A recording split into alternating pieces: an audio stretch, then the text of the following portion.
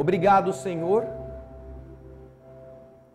pela alegria de termos mais um dia contado no rol dos vividos no mundo. Pensamos que teremos muitas décadas pela frente e, fazendo cálculos avantajados, desperdiçamos, como é de costume, a hora, o dia, deixando às vezes coisas por fazer, relegando a outra semana, ao outro mês, aquilo que nos parece incômodo agora. Sobretudo quando vai exigir de nós algum esforço, um esforço mental, um esforço físico, um esforço da vontade.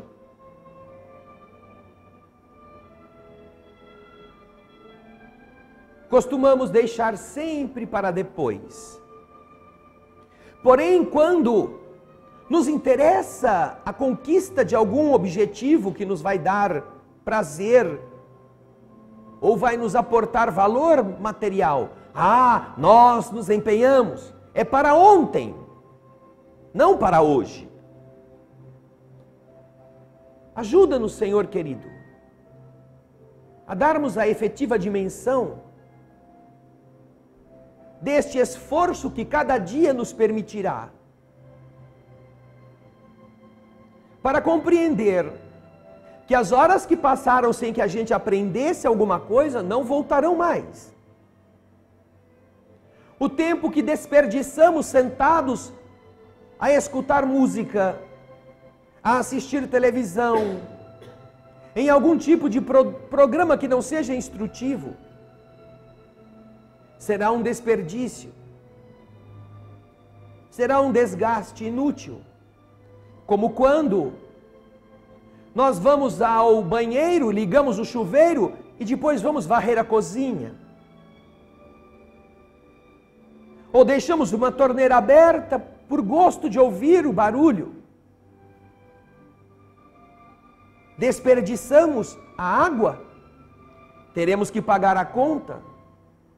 Gastaremos energia, deixando lâmpadas acesas, e a conta apontará o nosso descaso. E então, por causa da conta, nós tomamos cuidados, inclusive de combater o gotejamento de uma torneira mal fechada. Porém, geralmente nós desperdiçamos os dias e as horas. E achamos que não teremos que prestar contas disso. Nós te agradecemos por nos ajudar a compreender que tudo aquilo que nós não aproveitarmos no bem é recurso que nós tivemos e jogamos fora.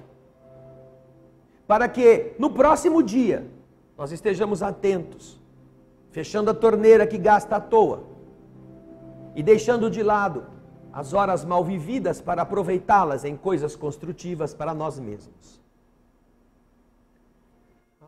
Almas do céu, ouvi o doce canto do fundo do coração, com calor repleto de perfume em flor, como se fosse um só imenso jardim.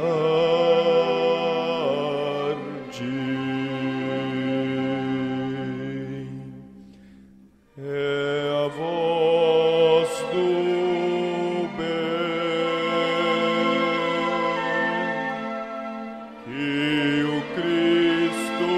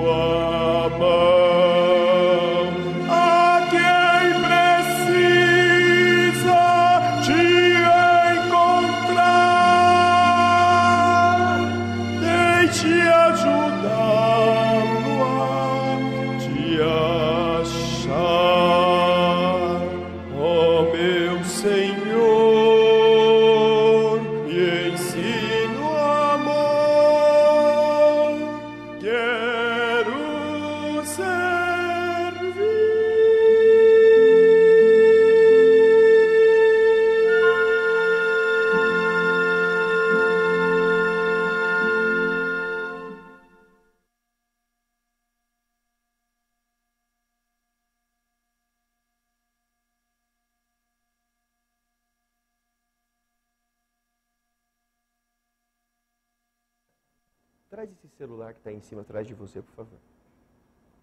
Esse...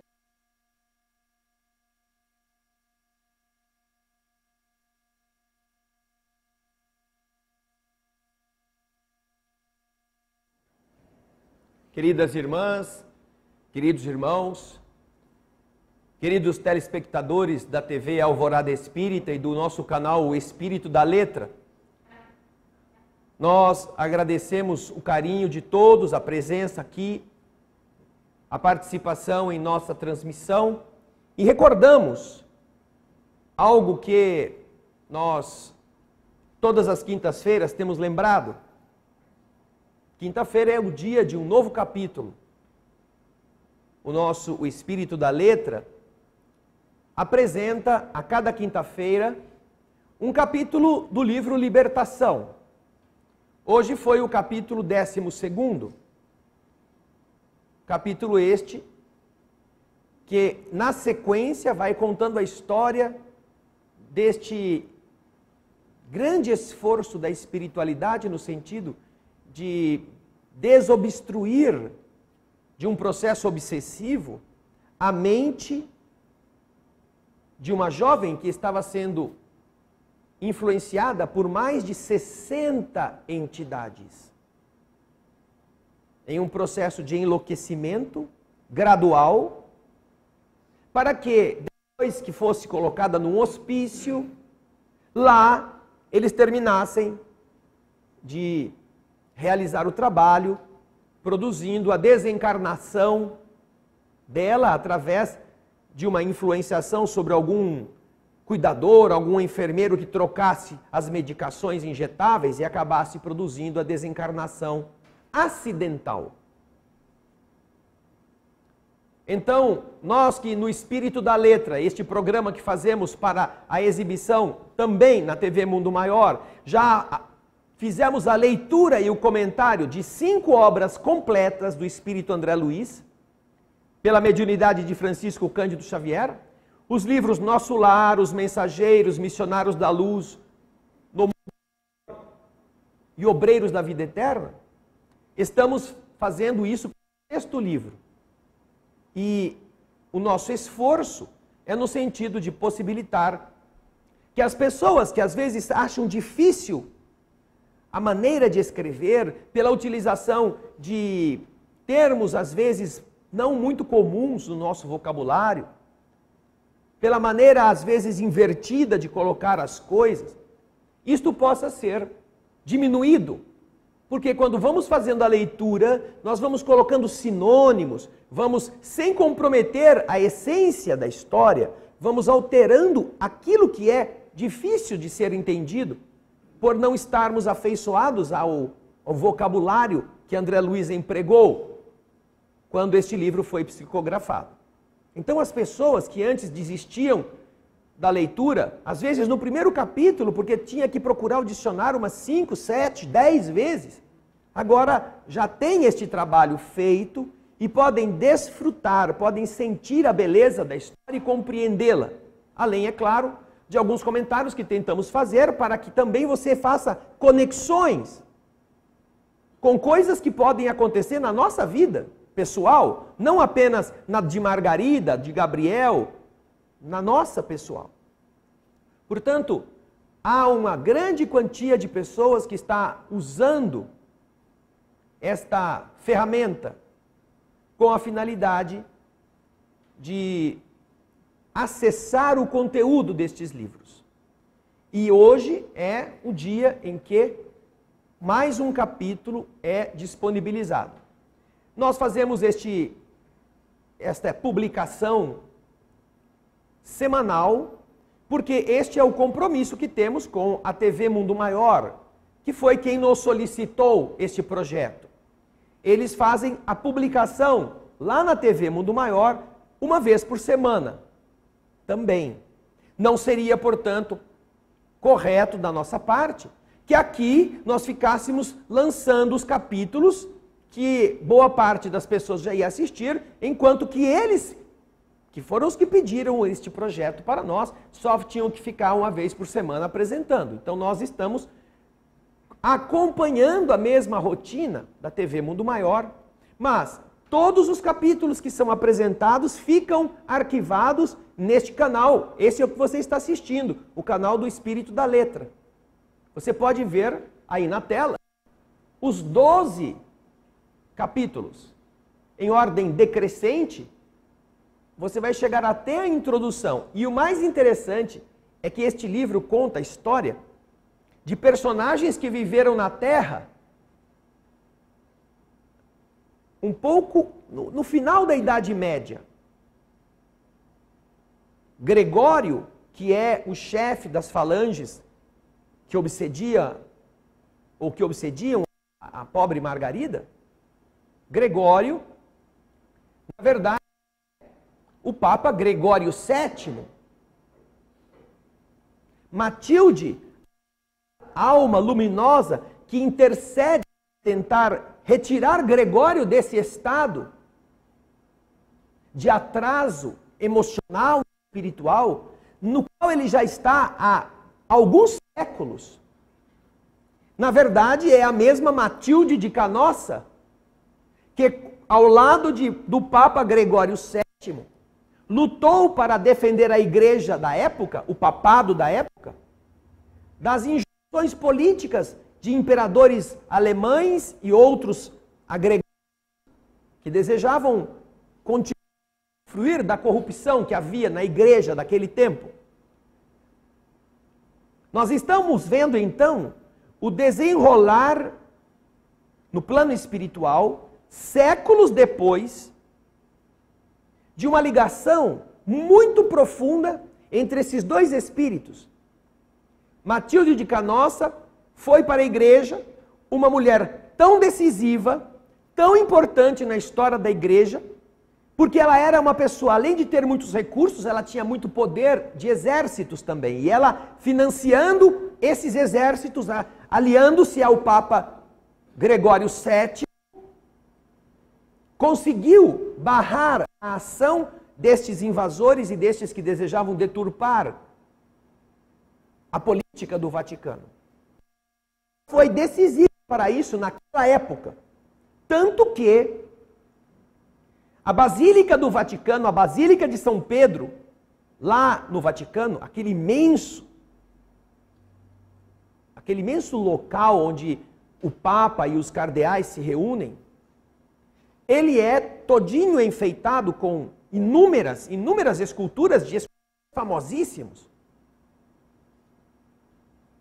E de todos os túmulos que estão ali dentro, e há muitos, só há de 3 mulheres.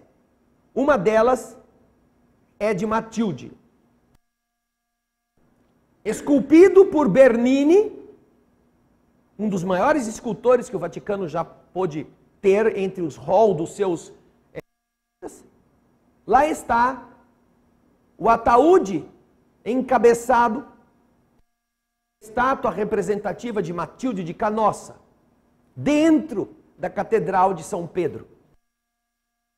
Esta é a mesma Matilde. E este é o mesmo Gregório, que nós explicamos na introdução deste livro, mostrando as imagens, mostrando os desenhos e contando algo deste entrosamento entre eles. Por isso é que, além de você aprender muitas coisas relacionadas à questão espiritual, você também observa esse desdobramento dos dois lados da vida. Esta ligação dos espíritos que, milênio após milênio, continuam se buscando, desejando se ajudar, pensam determinados defeitos de caráter, não importa quanto tempo tenha passado. Esta história está sendo contada, depois de já ter sido escrita há praticamente 70 anos atrás.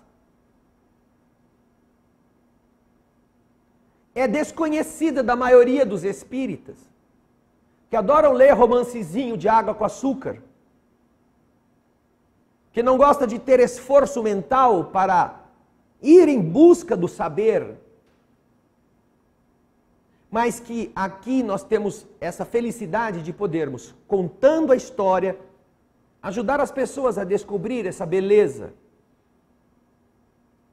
Da mesma forma que no livro Obreiros da Vida Eterna, aquele que conta o caso de 5 pessoas que estão desencarnando, como que se dá o processo desencarnatório destas 5 pessoas,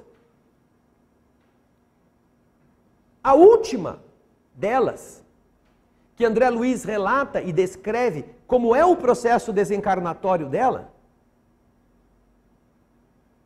que inclusive ela participa da própria desencarnação, convidada por Dr. Bezerra de Menezes a iniciar o processo de desencarnação dela mesma. Tal era a sua capacidade de libertação do próprio corpo físico e a bondade natural que ela exercitou quando estava encarnada. Esta descrição da desencarnação, ela é feita por André Luiz referindo-se a uma médium que viveu no Rio de Janeiro, Adelaide Câmara, que era responsável pela organização de um albergue para crianças, como assim eles chamavam, um orfanato, que existe até hoje, espírita, e ela morre lá mesmo. Ela morava nas dependências privadas deste local. Conhecida como Aura Celeste, que era também o seu nome para as poesias que escrevia, os próprios espíritas não sabem que o 5º processo desencarnatório, que é contado por André Luiz no livro Obreiros da Vida Eterna, trata-se de alguém aqui com nome, sobrenome, história, que nós mostramos também, adicionando por nossa conta um capítulo inteiro, um capítulo explicativo a respeito de quem é Adelaide Câmara. No movimento espírita, quem foi ao seu tempo. E que de verdade não é apenas uma notícia ou um livro que conta uma história de uma pessoa que André Luiz concebe para nos encantar e entendermos o processo desencarnatório. É um ser que esteve na Terra dedicado ao trabalho do bem. E por fazer parte de uma instituição espírita, e portanto, aquela onde nós entendemos que não existe a morte, existe apenas o momento da transição de um lado para o outro da vida. Apesar disso, os trabalhadores da instituição criavam problemas para ela desencarnar. Então, o André Luiz conta que ela teve que ser levada ao plano espiritual, juntamente com os outros companheiros da casa espírita que faziam parte da instituição, que foram também durante o sono levados para lá, e para eles foi feita uma explicação que eles não podiam mais atrapalhar a tarefa que esperava agora Adelaide do outro lado da vida. Eles precisariam cooperar com os espíritos para não ficar retendo o espírito de aura celeste no corpo. Ai, a gente vai ficar órfão, não é possível. Quem vai cuidar aqui do nosso abrigo? Quem vai ser a pessoa responsável por isso? Se ela faltar, isso vai acabar. São as mentalidades, às vezes, amorosas, que não têm coragem, porque estão à sombra de alguém. E de repente, quando esse alguém falta, ficam pensando, e agora? Eu vou ter que ser o alguém. Será que eu quero isto? É melhor a gente amarrar mais tempo essa pessoa aqui. E ficavam mentalmente atrapalhando o fluxo natural do processo desencarnatório. Então, vocês veem quantas coisas são desconhecidas dos leitores espíritas e que o espírito da letra vem trazer para a meditação, para a reflexão e, no caso destas personagens, para a documentação, de forma que você entenda do que se está falando. Essa instituição existe até hoje no Rio de Janeiro, está lá nos mesmos moldes, com a mesma aparência. Esse abrigo. E nós tivemos a felicidade de poder conseguir um cartão em que a Adelaide Câmara se reunia no fim do ano com as alunas deste educandário para uma foto que era transformada depois em um cartão de Natal para que as pessoas interessadas pudessem adquirir este cartão de Natal e com isso contribuir com as despesas do orfanato. E nós tivemos então a alegria de encontrar isto, não sei se o Raul tem alguma imagem deste. Aí está a aura celeste, Adelaide Câmara, retratada por André Luiz no 5º caso de desencarnação do livro Obreiros da Vida Eterna. E esta poetisa, essa escritora, essa médium exuberante, tanto que Dr. Bezerra pede que ela inicie o processo de desligamento de si mesma. De si mesma.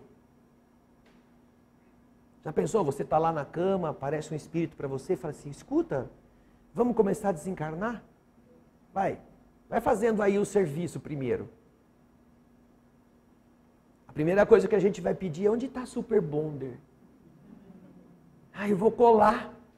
Eu não quero desgrudar, eu não quero desencarnar, eu quero continuar aqui grudado. É preciso ter uma lucidez tão grande para compreender o significado do mundo espiritual, dessa verdade que é própria de quem realmente não vive como um corpo que tem um espírito, mas como um espírito que tem um corpo. Para você ser convidado em respeito a todas as tarefas mediúnicas que ela já havia desenvolvido com a sua mediunidade a serviço dos outros, para que um espírito como o Dr. Bezerra peça a ela que faça isto, até que, por fim, ele estaria responsável por romper ou por desligar os laços mais profundos, os últimos. E ela faz, ela mesma.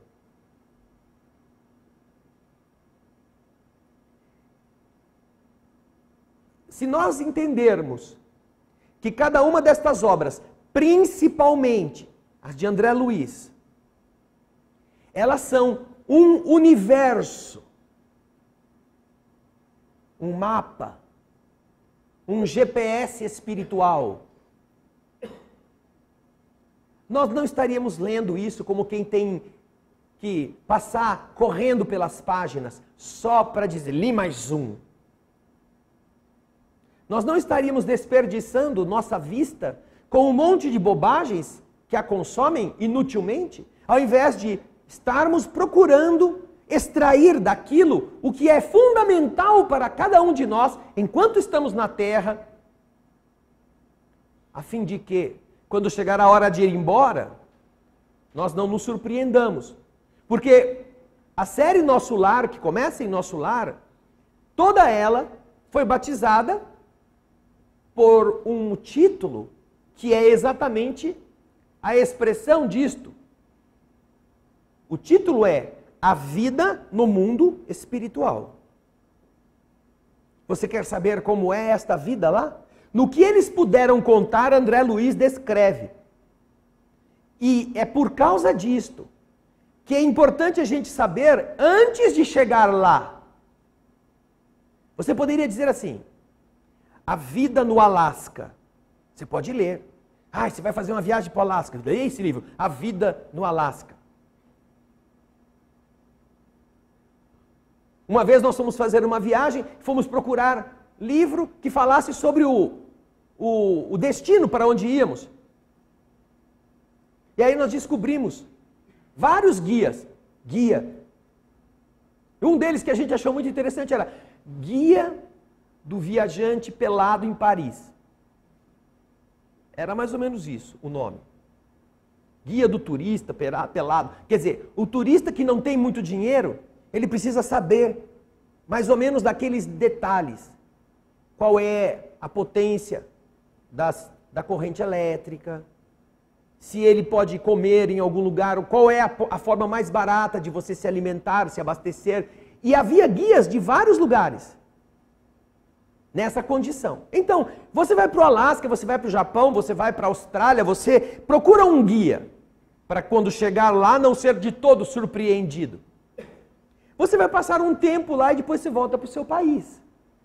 Você passa 15 dias, 20 dias, 30 dias, aprende dando cabeçada, mas você volta para o seu país.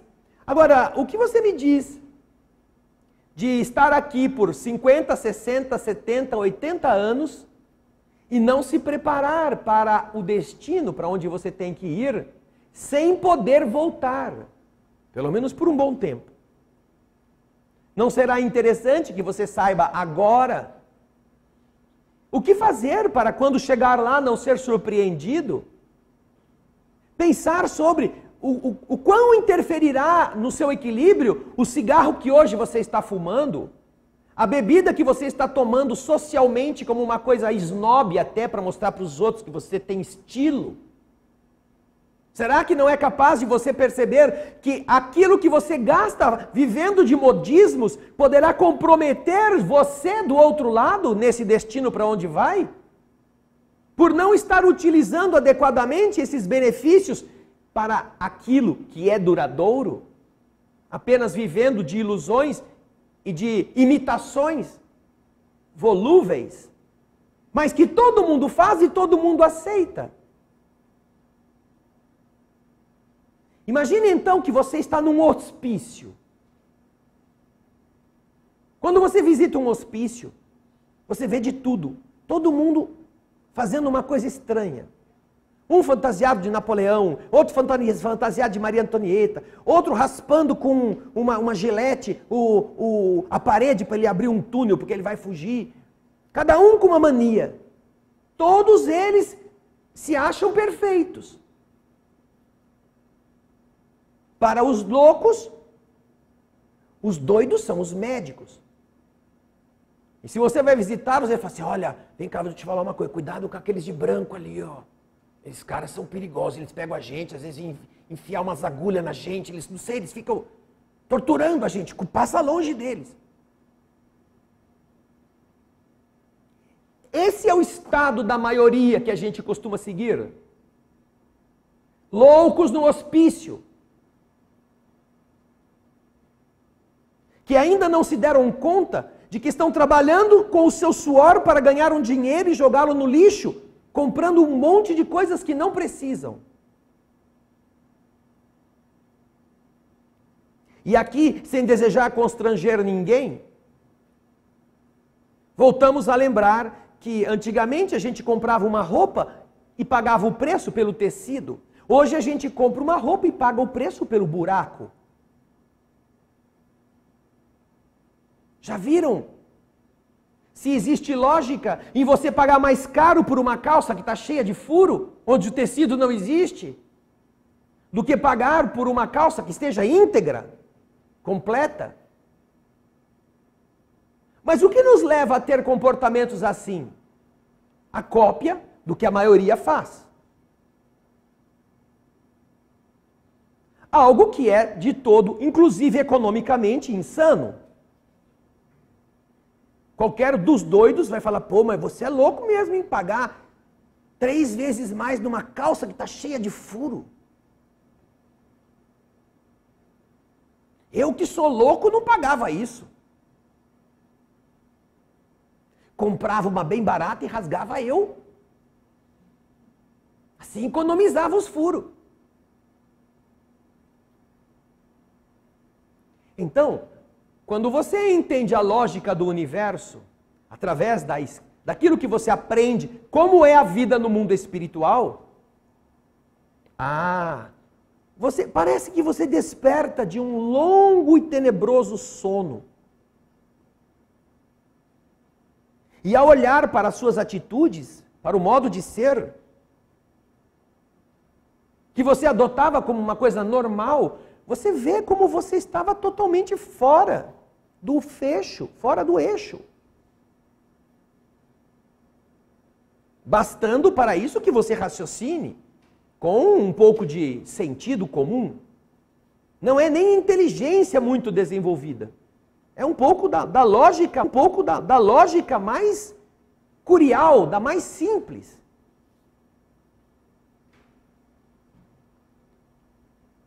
Daí então, estarmos tratando desta temática, porque ela está à disposição das pessoas, gratuitamente. No canal do Espírito da Letra, você tem acesso a todos estes arquivos, sem precisar pagar um tostão. Inclusive até sem precisar colaborar conosco. Quando pedimos para você colocar o seu joinha, para você pôr a sua curtida, para você apreciar o vídeo, para você colocar uma boa mensagem, porque isso ajuda aquele vídeo a se promover a uma condição melhor, a maior parte assiste, aproveita e sequer se dá a este trabalho. Nós não estamos nem pedindo isso, esperando isso. Nós falamos, se você colocar o seu joinha, se você se inscrever no canal, isso ajuda o nosso canal a poder ter mais direitos junto ao YouTube. Ele vai mudando de nível, perto de outros canais que tenham menos inscritos. Vídeos que estejam menos visualizados, eles ficam para baixo daqueles que estão mais visualizados.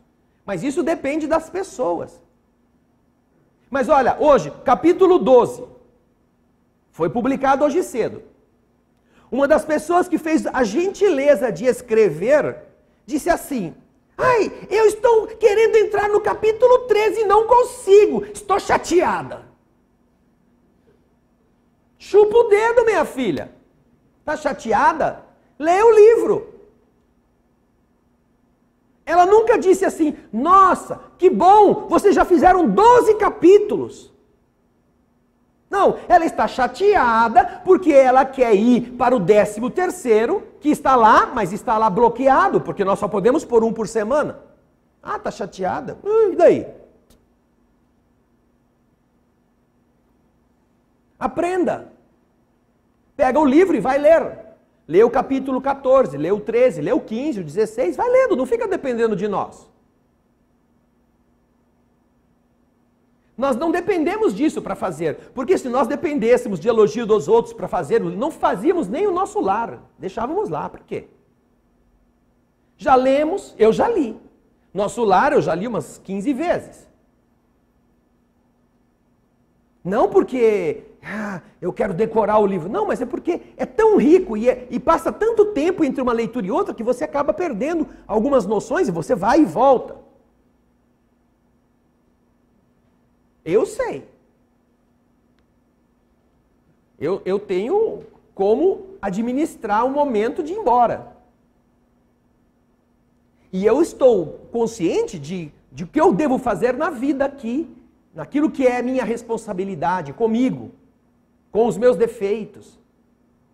Mas esta notícia é tão maravilhosa para todos, que o que nós estamos tentando é fazer que as pessoas que estão vivendo de brisa, vivendo de passeio, vivendo de achismos, descubram elas mesmas.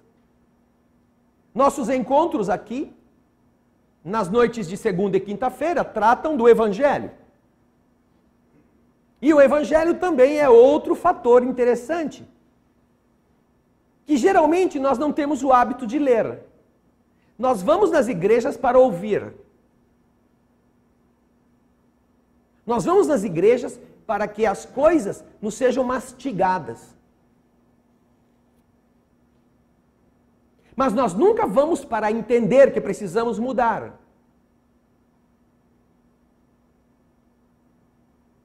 Então, o que fomos fazer nas igrejas? O que fomos fazer lá?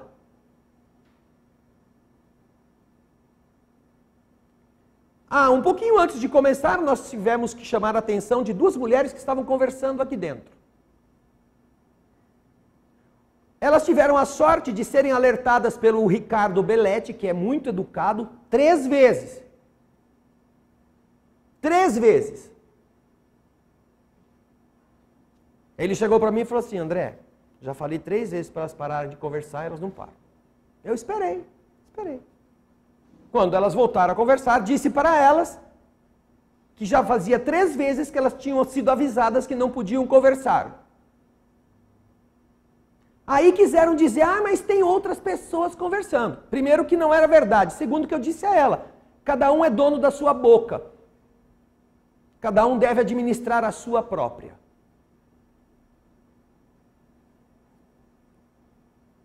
Os que estavam sentados ao lado ouviram o que eu disse para ela. Pela 4ª vez. Vieram fazer o que no centro? Acho que só se abanaram. Aproveitar o ar-condicionado gratuito. Porque aí, naturalmente, muito humildes que eram, se sentindo ofendidas, aí se levantaram e foram embora. E nós resolvemos o problema. Não é mesmo? Resolvido. Tá vendo, Ricardo? Você é muito... não pode, por favor. E ela... Aí chega o Brutamonte, não pode conversar aqui. Meu Deus, vamos embora desse centro de gente horrorosa. Ai, graças a Deus. Pode ir. Nós não estamos abertos aqui esperando gente. Estamos aqui abertos para quem deseja entender o que significa o mundo espiritual. E se esta foi a atitude, é porque elas não estão precisando muito. E elas não têm o direito de atrapalhar aqueles que querem. Adianta ouvir o Evangelho?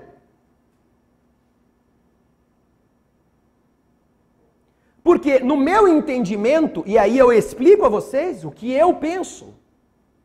No meu entendimento, você chegar aqui, não vocês que estão presentes, nem você que nos assiste, mas uma pessoa chegar num ambiente que ela não fez nada para que ele esteja em harmonia, que ela não sabe o esforço das entidades para que tudo esteja em paz, que ela não imagina que enquanto está sentado aí, médicos espirituais estão fazendo cirurgias e tratamentos nos seus problemas, desconhecidos até da própria pessoa. E ela se permite estragar o ambiente, para a minha leitura, ela está desrespeitando a divindade. Não é só o seu semelhante. A sua arrogância, talvez a sua ignorância, no início, ela vai ser avisada, não pode conversar. Tá bom, já entendi. Porque você vai em outros lugares que você pode rodar a baiana, cantar o samba e tá tudo ótimo. Mas aqui não é assim. Então a pessoa às vezes não sabe, começa a conversar, alguém vai e avisa. Mas se lá no livro de André Luiz tem o caso de 10ª vez, também, tem o caso de 10ª vez. No livro Missionários da Luz, tem o caso de 10ª vez. Aqui foi o caso da 4ª vez. É um desrespeito com a divindade. Nós aqui estamos fazendo tudo o que podemos para que haja este respeito sincero, esta adesão espontânea, este entendimento do que significa a casa de Deus. A casa de Deus não é um mercado. Não é só esta casa, não. Todas as crenças, todas as religiões, que assim são chamadas de casas de Deus, deveriam ser vistas com a mesma unção de alguém que estivesse se relacionando com uma coisa extremamente profunda, extremamente nobre. Nesse mesmo livro, Libertação, nós já passamos do capítulo que André Luiz conta o que acontece na missa. O casal Gabriel e Margarida, a moça que tem 60 obsessores ou mais, vão à missa. E ele descreve a missa. Já fizemos aqui, inclusive, uma palestra lendo este capítulo com as imagens do Projeto Imagem. Na descrição de André Luiz, nós vemos como a espiritualidade superior trata das cerimônias da missa com uma unção extremamente respeitosa, apesar do descaso das pessoas que vão à casa de Deus naquela condição, de apenas manequins de loja esperando o ritual terminar. Ele descreve as entidades elevadíssimas que na hora em que a missa vai encaminhar-se para a unção da hóstia, descem do alto 3 espíritos luminosos como o sol sobre o altar, espalhando bênçãos para qualquer pessoa que tivesse interesse em recebê-las. E, no entanto, esta é a cena que foi desenhada no Projeto Imagem, neste capítulo.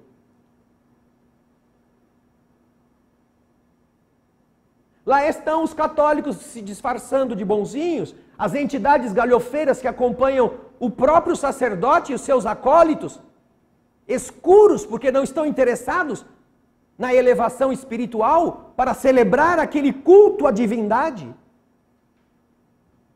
Sem contar com as entidades que estão junto dos encarnados. 5 vezes mais espíritos do que encarnados. E havia entre 700 e 800 crentes assistindo à missa, vivos. Para um universo de 3.500 a 4.000 espíritos, obsessores, junto deles. E apesar disto, a unção divina envia estas estrelas para ajudar as pessoas a sentirem-se amparadas. Em qualquer templo onde haja o desejo de elevar-se, as criaturas encontram amparo, sempre. O Evangelho, portanto, obrigado, Raul. O Evangelho não é um amontoado de papéis velhos, e que as pessoas ficam repetindo frases, tentando decorar versículos. Não. Representa aquilo que a gente costuma chamar aqui, o modo através do qual Jesus veio ensinar a gente a viver. Não é um procedimento cerimonioso, ritualístico de uma igreja ou de outra, não. Jesus não esteve vivendo o seu evangelho dentro de lugares, ele esteve fazendo as coisas aos olhos de todos, publicamente. A melhor maneira de você se conduzir é desta forma. Não precisa fazer sinais, não precisa fazer rituais, não precisa comprar coisas, não precisa dar objetos. Não, viva deste jeito. E ele exemplifica isto. Depois que ele vai embora, os homens então criam suas confrarias e ficam burocratizando com o nome de religião com os rituais que eles inventam, burocratizando a forma simples de ser. De tal forma que as pessoas podem ser divididas entre aquelas que frequentam igrejas, fazendo os rituais e continuam mesquinhas depois que saem de lá, e outras que não frequentam lugar nenhum. E que por causa disso são taxadas às vezes como atoas, ateias, ateus, mas que ajudam o próximo, fazem as pessoas serem felizes, têm paciência. Fazem o que Jesus pediu para fazer. Mas é incrível o volume das pessoas, dos modismos que levam as pessoas para as igrejas, para se sentarem, conversarem sem nenhuma autorização e depois de chamadas a atenção, se levantarem e irem embora como se elas fossem as baronesas que não foram respeitadas. Não! Nós estamos desrespeitando o universo todos os dias e o Senhor não nos expulsa, nos corrige. O Evangelho é para nos alertar. E ele fala no capítulo que estamos terminando hoje sobre a ingratidão. Ou, especificamente, os benefícios que você realiza que são pagos com a ingratidão. É muito comum isto. Ora, você quer fazer o bem, quer fazer o melhor. E aquela pessoa a quem você se dirige, aquela pessoa a quem você estende a mão, se aproveita de você e depois finge que você não fez nada.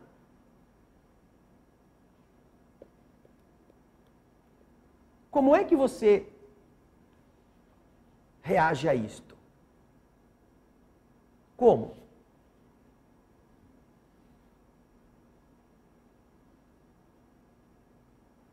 Você talvez tenha isso na sua família. Algum parente, alguém que leva o seu nome, seu sobrenome, alguém que você não vai muito com a cara porque falou mal do doce que você fez, fica boicotando você nas festas para que você não faça aquele doce que só você sabe fazer. Ela quer competir com você, ele quer mostrar que ele é mais importante, que ele conseguiu um cargo melhor, que ele tem uma roupa mais bonita do que a sua. E então, fraternalmente se odeiam. E às vezes o que é pior,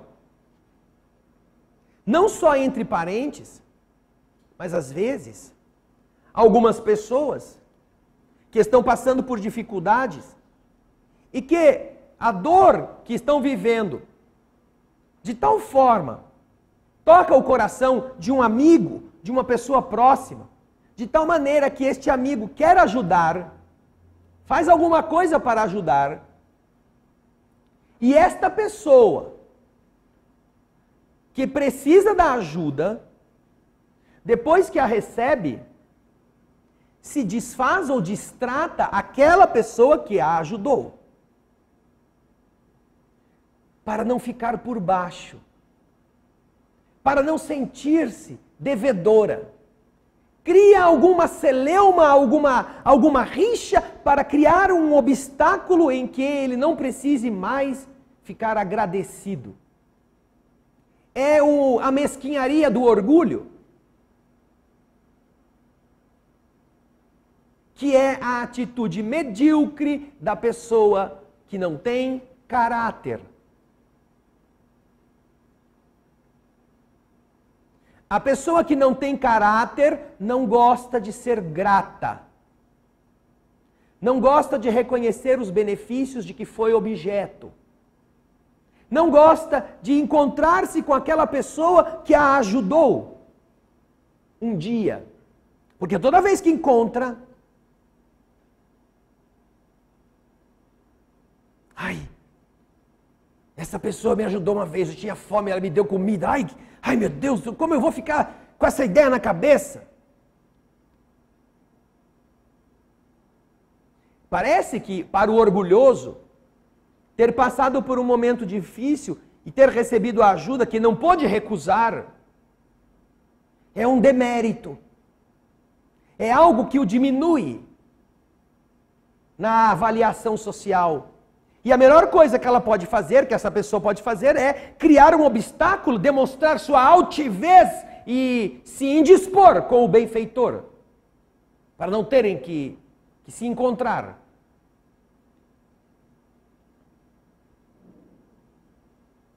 É a opção da pessoa.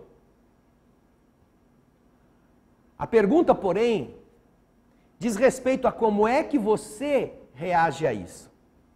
Não é como a pessoa reage a você. Estando na condição de alguém que fez o benefício para outro, como você reage? O que você espera que a outra parte faça?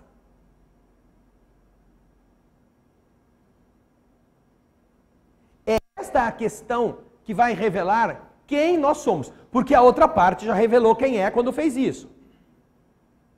Já revelou.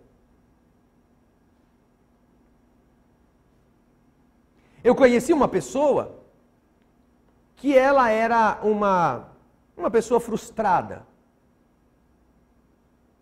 Uma mulher solteira que envelheceu e pela sua ranzinzice mereceu ficar solteira. Porque por pior que alguém tivesse feito coisas no passado, tiveram a sorte de não merecer ficar com ela. E esta pessoa, sendo assim, grosseira, casca de ferida, taturana, quando ela era tratada na ponta do pé, quando alguém tratava essa pessoa com dureza, com rispidez, ela amansava. Ela ficava muito dócil. Mas para todas as pessoas que a tratavam com carinho, ela virava um capeta. Ela virava uma pessoa estúpida, demonstrando a sua ignorância. É engraçado esse fenômeno, não é? Você trata bem quem te trata mal e você trata mal quem te trata bem. E ela fazia isso de caso pensado, por causa da falta de caráter. Nesse aspecto. Ainda que em outros ela tivesse posturas corretas, nesse aspecto, era uma pessoa frustrada, invejosa, mesquinha. Só que o problema não era ela.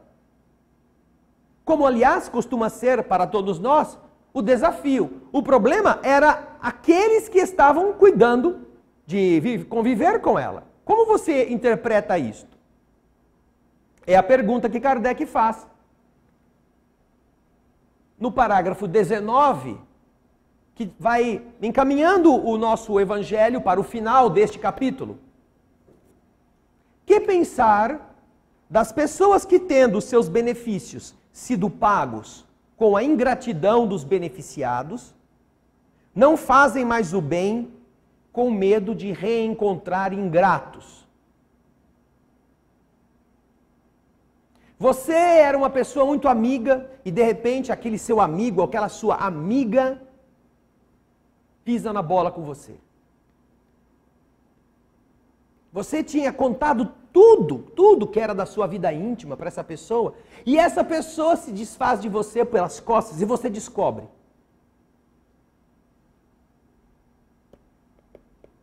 Você era alguém que se apaixonou por uma outra pessoa e se entregou, fez tudo o que podia para ter essa pessoa, naquelas paixões de romance, água com açúcar. Quando a gente quer ser feliz, capturando os outros pelo excesso de doçura. É uma armadilha. É uma armadilha.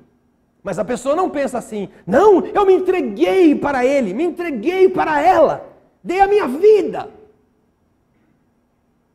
E ela me trocou por um outro, me enganou, me ludibriou, foi infiel, ou ele.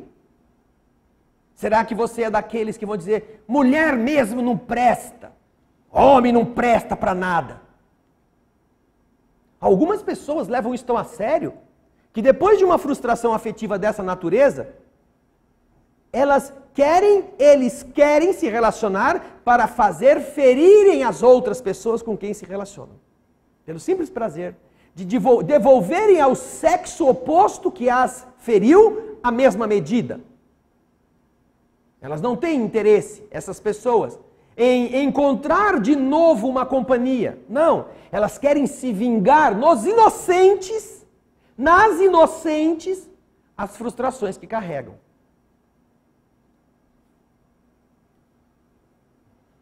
Então, a pergunta que Kardec faz aos espíritos, ela é extremamente atual.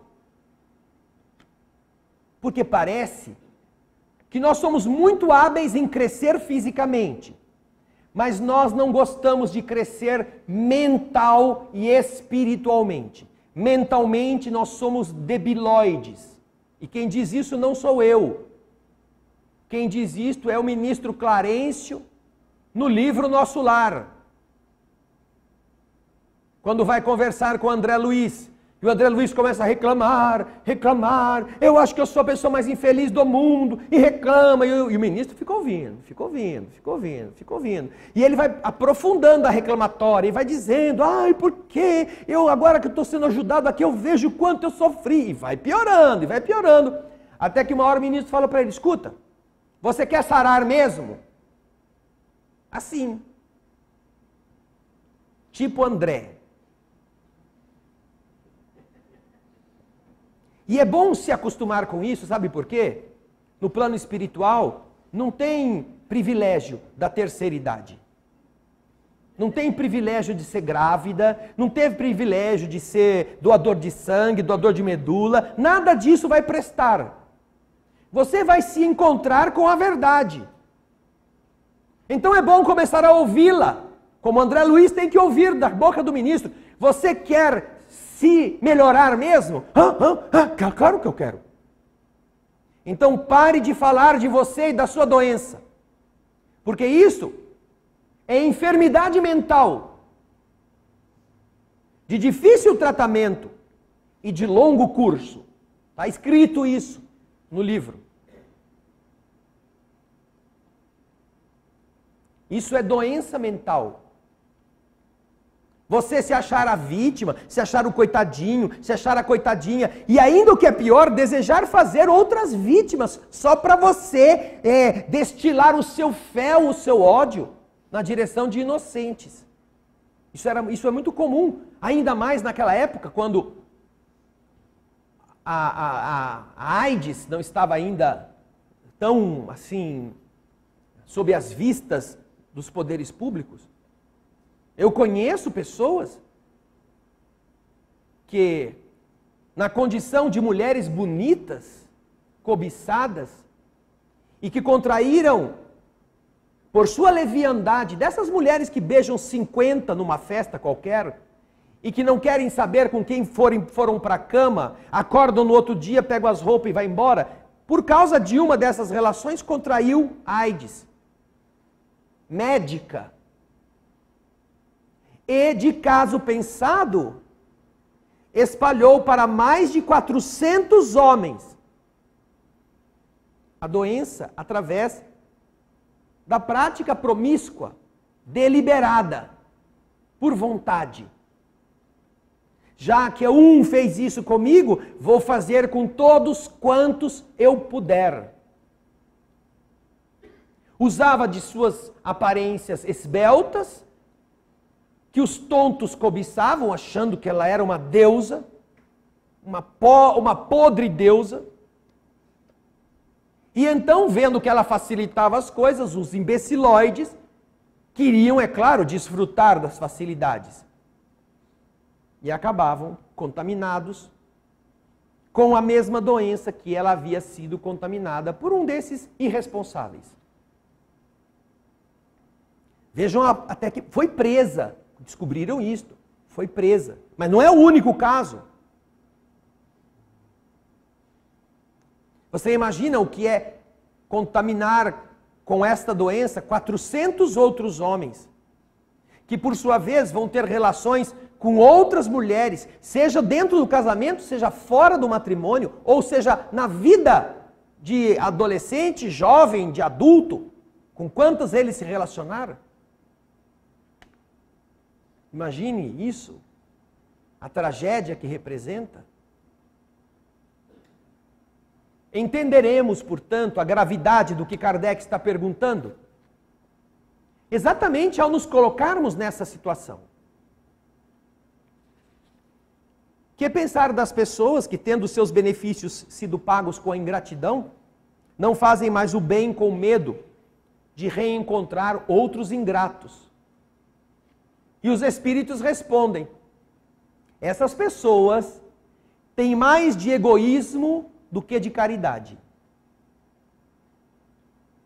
Porque não fazer o bem, senão para dele receber sinais de reconhecimento, é não fazer o bem com desinteresse. A pessoa que espera alguma coisa em troca é uma pessoa que tem interesse. E o bem feito com interesse o desnatura. Você não o faz espontaneamente. Porque o benefício desinteressado é o único que é agradável a Deus.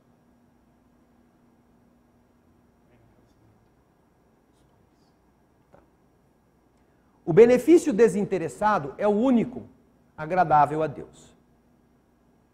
É o único que vale. Também são pessoas orgulhosas, porque elas gostam, elas se comprazem na humildade do beneficiário. Ah, ele é menos do que eu. Elas gostam disto. Gostam que ele venha depositar aos seus pés o reconhecimento, a gratidão.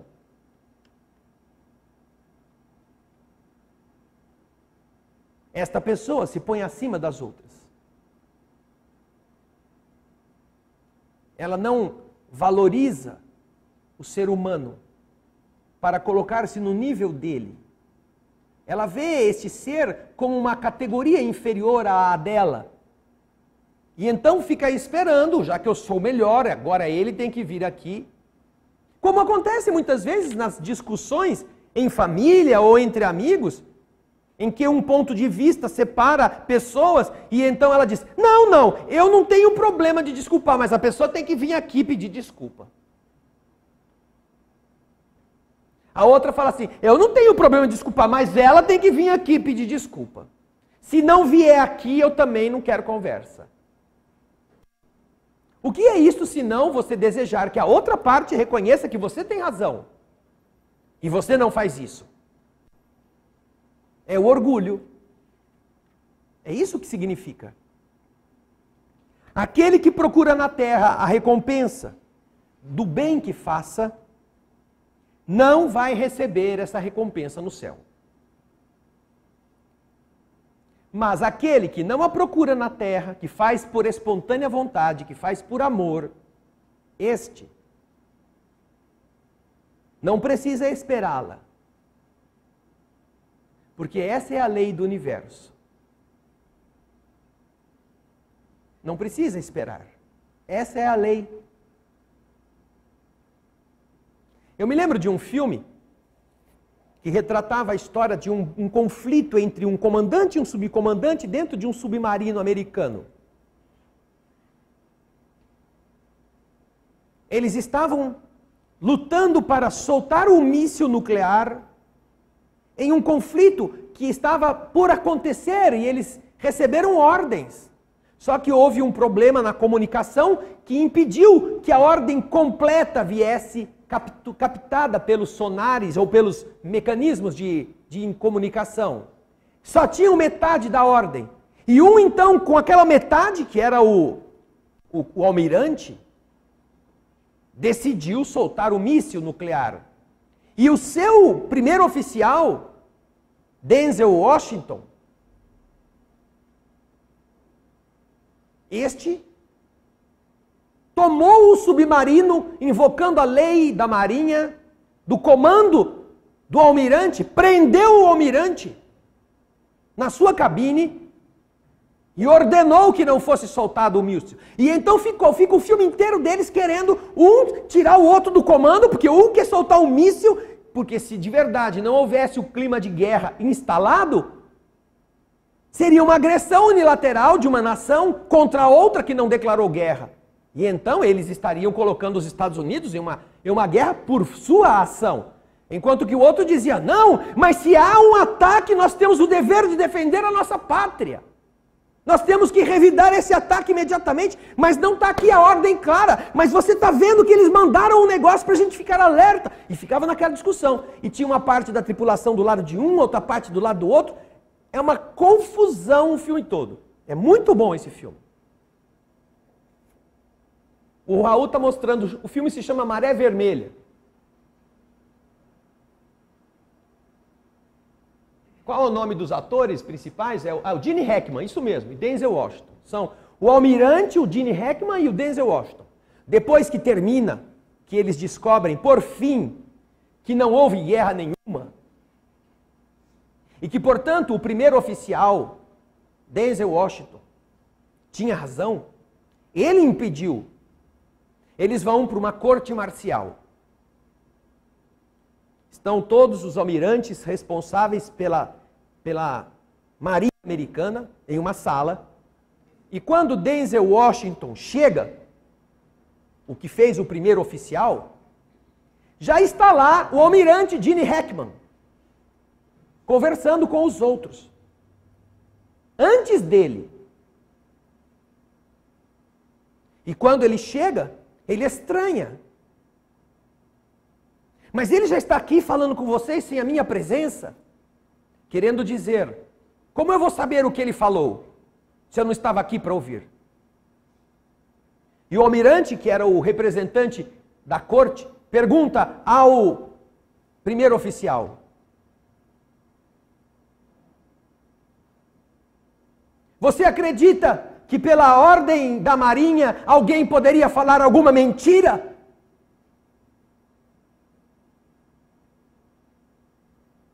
Por aquilo que o marinheiro jura, alguém estaria aqui falando alguma mentira? Mesmo na sua ausência?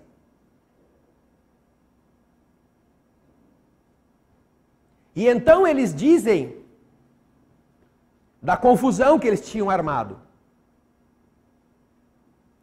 E eles contam tudo o que o almirante velho, que era o mais respeitado de toda a frota, tinha feito. Inclusive, o de requerer a sua aposentadoria. E de recomendar o seu primeiro oficial para o cargo de almirante.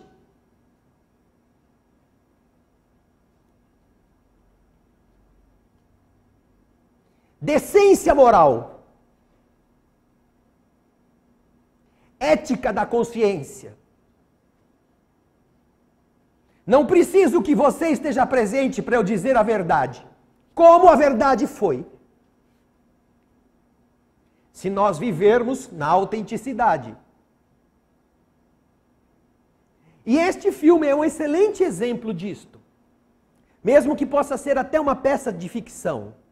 E que as coisas não funcionem assim tanto no dia a dia. Este é o caminho, este é o modelo, este é o caráter que mantém uma sociedade decente funcionando. Quando as criaturas não se deixam levar pela sua pequenez moral. Sônia, você e seu marido, por favor, vão até a casinha. Kélcio. Quando as pessoas não se permitem se deixar levar pelos seus interesses mesquinhos, isso está lá no livro dos Espíritos. Tirando os vícios sobre os quais ninguém se equivocaria. É a pergunta que Kardec faz. Tirando os vícios sobre os quais ninguém se equivocaria, qual é a forma mais radical pela qual nós podemos interpretar a a pouca elevação de alguém, a pouca elevação daquele espírito? E a resposta é esta: o interesse pessoal. Um bêbado você facilmente identifica. Um drogado você vê pelos olhos vítreos. Um fumante você vê pela voz cavernosa, pelos dedos amarelos, pelo hálito, pelo cheiro das roupas. Tirando estas hipóteses em que você é capaz facilmente de detectar o vício, qual é a outra forma mais candente de você perceber o atraso daquele espírito? E a resposta é esta: o interesse pessoal. Quando você funciona com base no seu interesse pessoal, você está demonstrando que você é um espírito de categoria inferior. E é esta a lei do mundo inferior como o nosso. A lei do mundo de prova e expiação, onde o predomínio é dos espíritos mesquinhos, é esta, o interesse pessoal. As pessoas só fazem as coisas se forem remuneradas. Elas só conseguem ter prazer se conseguirem um retorno, um ganho. Ainda que não seja um ganho econômico de início, mas é um ganho que repercute na sua vaidade, é o reconhecimento, é o elogio, é falarem do nome dela, é enaltecerem sua conduta, é dizerem coisas boas sobre você. É o interesse pessoal. Quando nós entendemos isto, nós podemos nos medir. Você tratou bem a sua esposa porque você a ama ou porque vai ter um jogo no fim de semana que você quer que ela deixe você ir sem brigar muito? Você foi gentil, inclusive sexualmente gentil com o seu marido porque você tem vontade disto, você quer demonstrar seu carinho ou porque você viu algumas coisas legais que você quer que ele financie para você ter? Qual é a causa da sua afetividade? É ela em si? Ou é a aparência física? Você gostaria do seu marido, do seu namorado, da sua esposa ou da sua namorada se ela, de repente, por algum problema de saúde, perdesse a forma esbelta que possui? Teria atrativos ainda a manter a relação? Ou, uma vez que a almarada não fica ouriçada para saber quem que é o dono daquele pedação de carne, porque agora virou uma baranga, todo mundo fala, coitadinho. Olha só o coitado que tem que aguentar. Será que você vai continuar aguentando? Vai estar do lado? Porque todo mundo é muito bonito, até que acontece um acidente, até que acontece um problema de saúde, até que acontece uma surpresa e que a pessoa deixa de ser tão bonita. Porque você está com ela, com ele.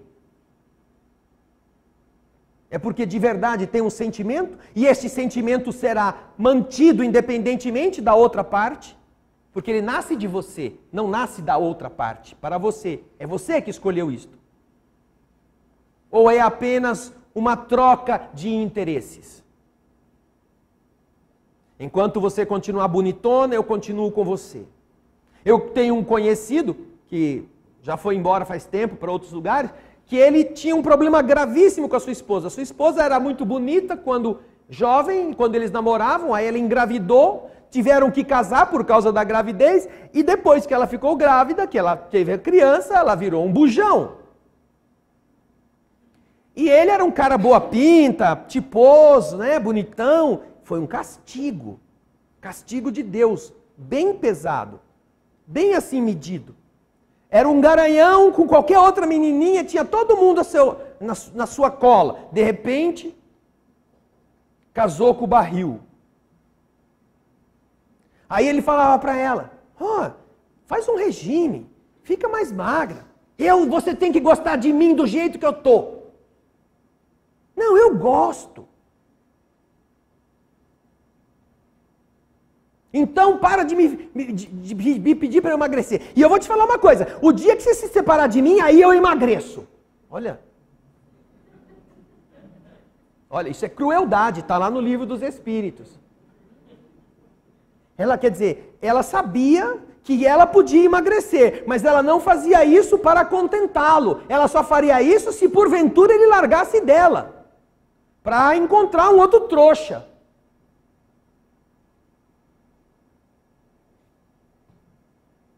Resultado, se separaram, ela continuou gorda e feia. Ele foi viver a vida dele depois e não sei como está, porque faz muito tempo que não vejo. Mas vejam só, se algo que não existia aí era respeito e afeto verdadeiros, porque dependiam apenas para se unir de uma gravidez e para manter uma relação, um conflito constante baseado na aparência física. Não se queriam. Porque se ela gostasse dele, ela diria, puxa, se você está pedindo para eu fazer isso, para você ficar mais feliz, eu vou fazer. Eu gosto de você. Se é isso que vai te fazer feliz, puxa vida, que me custa perder talvez 50 quilos.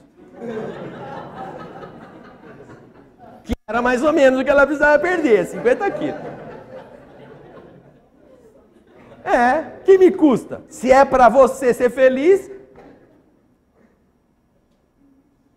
Aí ele podia dizer, não, benzinho, não precisa ser 50 não precisa ser, pode ser 25. Já vai estar bem melhor. Ou seja, haveria, se houvesse vontade de cada um se gostar, sem depender de pressões ou de chantagens, haveria como manter uma relação. Mas,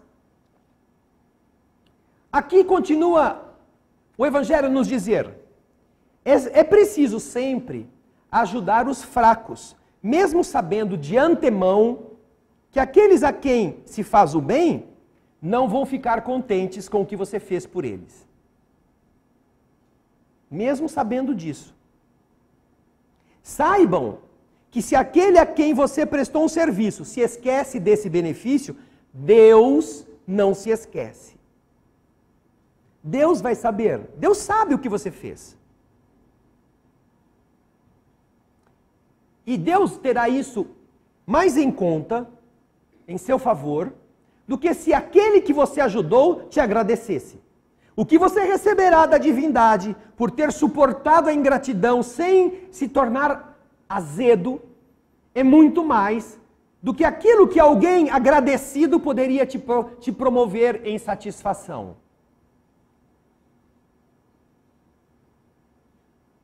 Agora, além disso, Deus deixa que você seja pago, às vezes, com a ingratidão dos outros, para testar em você a perseverança em fazer o bem.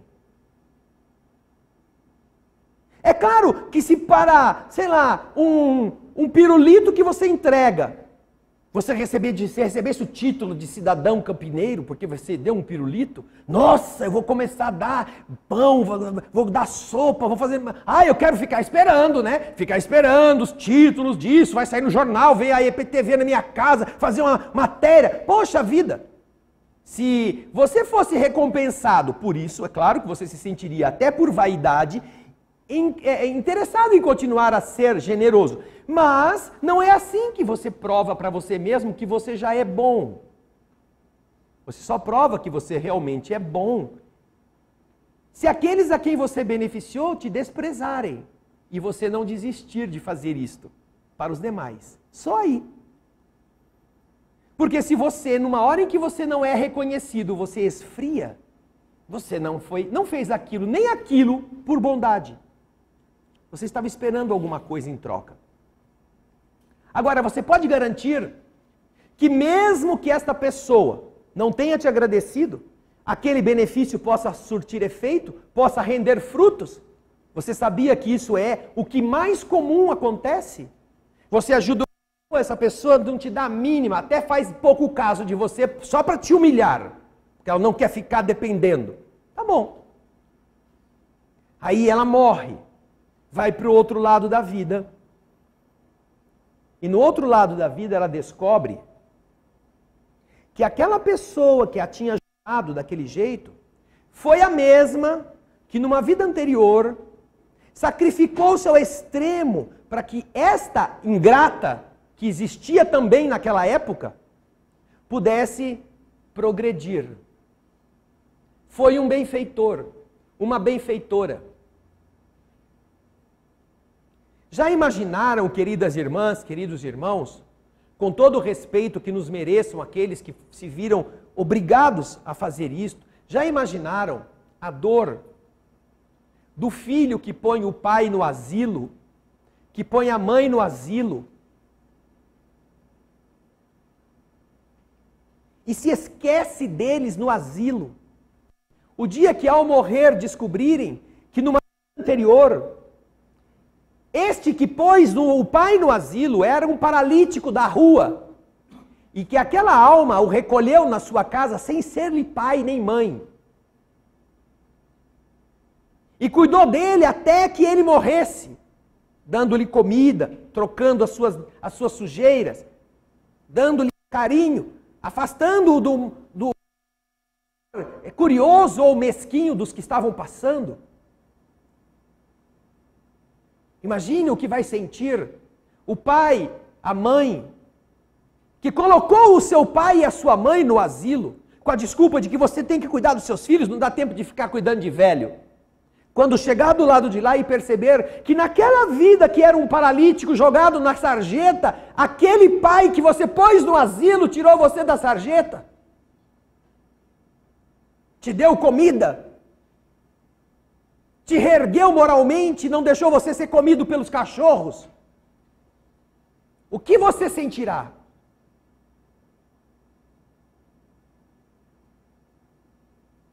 Quanto você teria que ter cuidado daquele homem, daquela mulher, até que o corpo se extinguisse? Se você soubesse de verdade que você viveu uma vida decente, porque aquelas criaturas se sacrificaram por amor a você, sem serem nada seu, mas que você não teve sequer a humanidade de aguentar o pai que comia e deixava cair as coisas fora do prato, babava quando falava, e você tinha nojo, e então você pôs no asilo, e aí descobre quem foi que você asilou no fim da vida. Isso é tão terrível, tão terrível. Aqui o Espírito que está explicando este fato, que quando a alma descobre, quando ela se lembra de quem eram aqueles que ela foi ingrata, essa lembrança será o seu castigo. Isso é um castigo tão terrível, que a única forma desse espírito se desculpar a si mesmo é pedindo para voltar numa nova existência. E aceitar, por amor, uma vida inteira de devotamento, para reparar o equívoco de alguns meses, alguns anos que ele não foi capaz de ter paciência e de amar aquele velho que, quando ele era criança, cuidou dele com o melhor que tinha.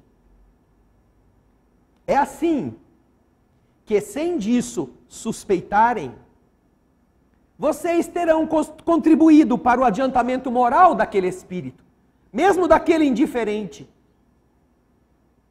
por você ter ajudado.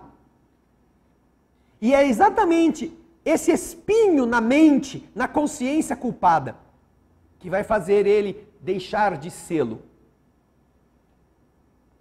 Por isso, que sem suspeitar, você contribuiu para o adiantamento moral daquela criatura. E aí você vai reconhecer a verdade deste dito popular. Um benefício que se pratica, jamais se perde. Jamais. Mas você também, ao fazer isso, vai ter trabalhado para você. Porque você vai ter o mérito de haver feito o bem com desinteresse e sem se deixar desencorajar pelas decepções. O guia protetor termina este trecho dizendo o seguinte: ah, meus amigos, se vocês conhecessem todos os laços que na vida presente ligam vocês às existências passadas, Se vocês pudessem abarcar a multidão das relações que aproximam os seres uns dos outros para o progresso de todos, vocês se admirariam bem mais ainda da sabedoria e da bondade do Criador, que permite que vocês vivam para se aproximarem dele. A admiração perante o Criador seria ainda maior do que aquela que a gente tem e só expressa quando vai rezar nas igrejas para pedir alguma coisa. Nós não admiramos o Criador, nós exploramos o Criador, geralmente. E por fim, Kardec pergunta no parágrafo 20º, a beneficência, o ato de fazer o bem, é bem entendido quando se pratica exclusivamente entre as pessoas da mesma opinião, da mesma crença, do mesmo partido? Você só ajuda os que são do seu grupo, você só faz o bem para as pessoas que têm a mesma crença que você só dá alguma coisa para aqueles que fazem parte do seu time. Isso é correto? Pergunta Kardec. E os espíritos respondem, não, não é correto. É, sobretudo, o espírito de seita e de partido que é preciso abolir, porque todos os homens são irmãos. O verdadeiro cristão não vê senão irmãos nos semelhantes. E antes de socorrer aquele que está na necessidade, não consulta nem sua crença, nem sua opinião no que quer que seja. Por acaso ele seguiria o preceito de Jesus, que diz que a gente deve amar os inimigos, se ele repelisse um infeliz, porque este não tem a sua fé, não faz parte da sua igreja? Se Jesus recomenda que a gente ame aqueles que nos odeiam, seria cristão não atender um aflito só porque ele não torce para o mesmo time que você, não reza pela mesma cartilha que a sua? Que o socorra, diz São Luís. Que o socorra, pois, sem lhe pedir nenhuma conta da sua consciência. Porque se ele for um inimigo da sua religião, esse é o meio de fazê-lo com que comece a amá-la. Se você o repelisse, você faria com que ele a odiasse. É muito simples.